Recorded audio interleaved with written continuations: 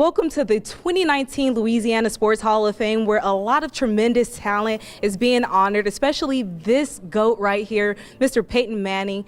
I have to ask, during your speech, when you received Sportsman of the Year, we were able to see your journey through your careers. Walking through these halls, we see your dad careers.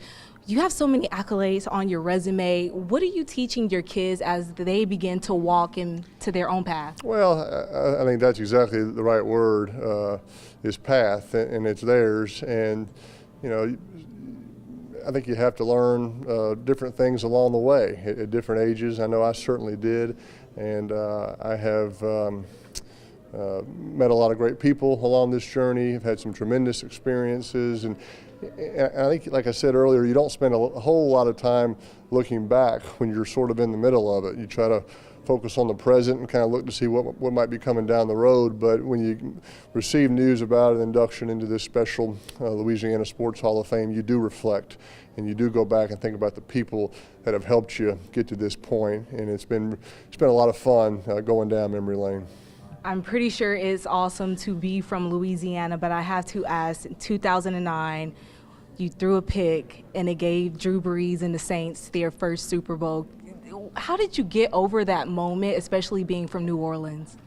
Well, it's disappointing. You know, it's so hard to get to that game, and you feel like you've done a really good thing to get to that game and then come up short, having been on the losing side of it twice and being on the winning side of it twice. It's a really disappointing feeling, and it's also a special feeling when you do win. So fortunate to be able to been in 4 of them, and it's you know, it's hard to win a game in the NFL, much less win probably 11 games now to get into the playoffs. And you get into the playoffs, and you got to win 3 to get to the actual game. Then you got to play against a really good team. So you learn from the good and you learn from the bad.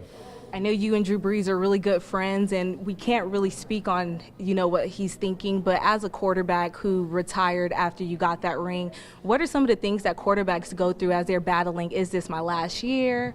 Yeah, it's such an individual thing, and I never liked when other people were speaking for me, and so I try to stay in my lane and not speak for them as well. So it was the right time for me, and just have great memories and the relationships that I made with teammates and coaches along the way. That's kind of my greatest takeaway, not necessarily a game or a throw. It's been the relationships. Last question. This season, we're going to see a lot of different veterans trying to make a new name for themselves on new different teams. It's seeming like a pretty entertaining season. Who has your eye this season? Oh, I don't know. I think that's probably a question for a true NFL analyst.